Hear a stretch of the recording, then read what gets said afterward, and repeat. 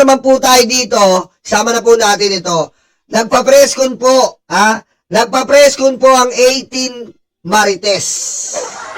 Ayan po. Kasama po, siyempre, ang 18 Marites po, kasama sino? Si Esperon. Sino ba si Esperon? Ang dating alagad ni Hello Garci. Hello Garci, dagdagan mo nga ako ng ilang milyon na boto. Naglalabasan na po. Naglalabasan na ang mga alagad ni Hello Garci. At ang lumalabas nga ngayon, ang alagad niya na si Mike Defensor ay nag-aalanganin. Unang lumabas si Mike Defensor, alagad ni Hello Garci at Jowa Bells. Ngayon naman po si Esperon, na dating AFP chief ni Hello Garci. Ayan po ang mga Marines, Ayan po ang mga Marines. Bakit? Ayan, syempre, present, alagad ni Gloria. Gloria. Alagad, Ayan po sila, nag-uusap-usap. Eto lang yan, isang mabilis na ribat lang. Panoorin niyo po sa Jessica Soto, Sa presscon, ilang maleta dinala sa Ilocos? 5 maleta po. Aray ko. Sa Jessica Soho, ilang maleta dinala sa Ilocos? 3 po. Aray ko. Sino po, ano po ang totoo diyan? Falsus demonius, falsus impactus yan. Aray ko. Ayan, kayo na mismo po mag-replay. Ilang maleta ang dinala sa Ilocos? 5 maleta po. Sabi nila, saan? Sa Paway. Sa Malacanang of the North pa nga yun, Aray ko. Hindi nila malaman kung saan nakatira si BBM doon. Hindi nila malaman. Hindi nila malaman. Ako nga, alam ko, miski yung favorite na karinderya ni BBM sa Maylawag, Sa Maylawag yan. Katabi yan ng tita ni Ma'am Jem Barakaw. Katabi ng tita ni Ma'am Jem Barakaw yan, yung karinderyang favorite kainan ni BBM. Sa Maylawag yan, sa May City. Pero sila, dinala daw nila sa Ilocos, sa interview at press ko nila, 5 maleta po. Nung in-interview ni Jessica Soho, ano sabi? 3 po. So, ano po paniniwalaan natin dyan? Kung ganyan na ganyan po ang statement, ano paniniwalaan natin? Aray ko. Kaya po ba paniniwalaan natin? Tapos nagkaka-presscon po sila ngayon. Nagpe-presscon po sila ngayon. Pero po si Antonio Trillanes, ang ayan po, kitang-kita niyo po ang presscon. Ayan na po ang presscon, siya pa rin na nagpa-presscon. Busy si Bingot. Busy si Bingot. Aray ko. Busy po si Bingot. Teka nga, nasa na ba yung sa atin? Magpipid ng natin. May video po tayo dapat Andali lang po Hindi pa nag-ano si saan yung video ko, hoy? Aray ko. Kaya lang, ito po. Pero po yan, ito po, may papakita ako sa inyo. Yan pong presscon ay sinasadya po. Ito po The Brave. Ito lang, save ko muna. May invitation po yan kagabi. The Brave 18 will be available for interview tomorrow, March 5, Thursday at Valle Verde Country Club from 11 a.m. to 2 p.m. The 18 individuals will be available to mainstream media on a rotation basis so you can interview each of them.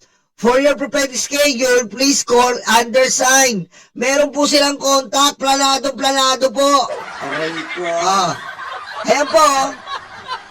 Ayan po, talagang gusto nila magpa-media. Magbigay na naman ng ng maling informasyon. Pinipilit nila. May pa-booking! May pa-reservation! Ano to? Aray ko. May pa-booking po, may pa-reservation. Bakit? Pepekiin na naman. Bakit? Kasi nga po yung impeachment po ay dire-diretso na. Gusto nilang kontrahin at hararangin ang issue ng impeachment. Basang-basa na. Bakit naman? Kasi nga po ang kanilang sugo, eto po, pakinggan niyo po. Si Sara po, vlogger na vlogger. Araw-araw, ginagamit po. Bawal po yung ginagawa ni Sara. Ginagamit niya po ang pagka-vice president para suwituin si Ramil Madriaga. Eto po, kagabi po, hindi yata makatulog, nag-post si Sara. Madriaga as my ex-aide or bagman are inaccurate and misleading. Calling him an ex-aide assumes as a fact that very lie that perjury complaint seeks to address. He was never my aide, friend, employee, or a member of my staff in any capacity. The only person who knows him is Attorney Kilalia of Isip Pilipinas. Aray ko. Ito po, yung post ni Sara, gabing-gabi na. Hindi po yata makatulog kagabi. Aray ko. Binira niya po yung bilyonaryo. Kasi ito po ang sinabi ng bilyonaryo. BP Sara Sus, ex-aide for perjury. Ayan po yung nakapost sa vice presidente natin. Ang galing. Gamit-gamit ang pagka-vice presidente, tinatakot ang ordinaryong, hindi po ordinaryong tao ordinaryong preso. Saan ka po makakakita nito? Preso po ang kalaban ng vice presidente. Ginagamit niya ang kanyang impluensya, ang kanyang FB sa pagkalaban sa preso. Aray ko. Ayan po ba gusto niyo maging presidente? Isang preso lang ang kinakalaban? Isang kidnapper lang? Sorry Ramil hindi ikaw ang nilalait-lait ko. Pero comparison naman, dito po ba nyo isasang-alang-alang ang ating bansa? Ang kinakalaban po natataranta sa isang preso?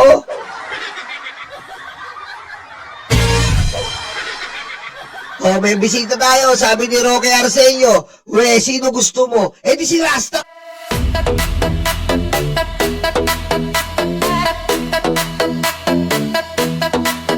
Takot na ang mga aso, dumarating ang mga kaso. Sila ay sinusundo na, dadalhin sa tatay nila. Aray waranto, takbo na bato, takbo na bato, takbo na bato. Aray waranto,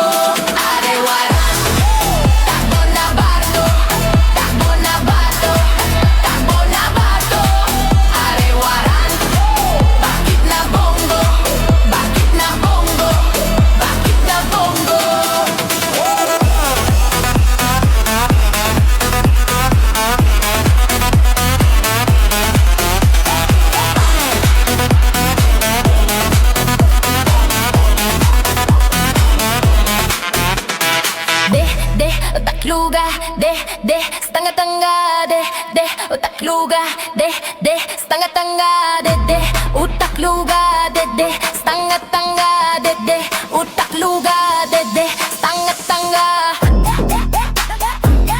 De, stanga tanga. De, stanga tanga. De, stanga tanga. Ay, warang. Takbo na bato, takbo na bato, takbo na bato. Aray warang. Bakit na bongo, bakit na bongo, bakit na bongo. Aray warang. Takbo na bato, takbo na bato, takbo na bato. Aray warang. Bakit na bongo, bakit na bongo, bakit na bongo. Kuduro yung betlog, tatay yung karton. Kuduro yung betlog, tatay yung karton. Kuduro yung betlog, tatay yung karton.